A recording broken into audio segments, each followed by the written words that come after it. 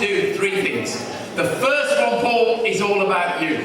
And it's actually to say an enormous congratulations to the team from the Legacy Centre who brought, if I can call it this, the drum as we all knew it, back into use. So we've got to forget that name and we've got to call it the Legacy Centre, but it really is incredible that you brought this facility at the heart of the community here back to use. It's taken risk, vision. So Paul, I want everyone in the room to give you a very big hand. Thank you very much.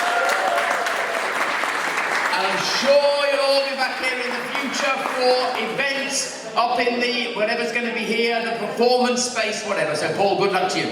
Second thing I wanted to do is to thank all of the exhibitors who've come today, because frankly these job skills shows don't work if you don't all come along. So we've got some of the colleges, we've got some of the training providers, some of the individual companies. Brilliant to see HS2 here and the jobs that are going to be created there in the future, and just the range of different opportunities there are. So to all of you who've come along and supported the Combined Authority today, thank you very much, and thanks for what you're all doing specifically for the success of our youngsters across Birmingham and the West Midlands.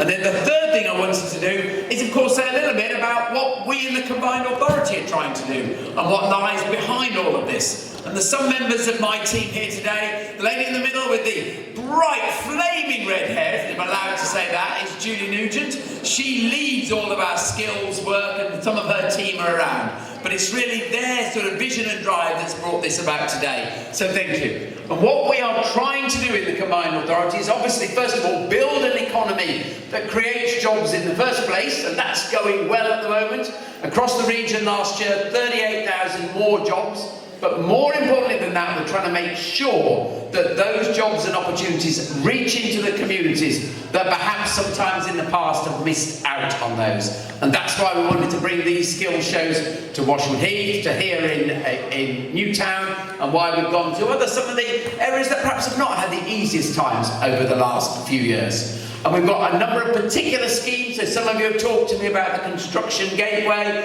Now that's a brilliant scheme where we got new money off the government to take people into training in construction and guarantee an interview and hopefully a job. And if you look at the city skyline at the moment, you see the opportunities in construction.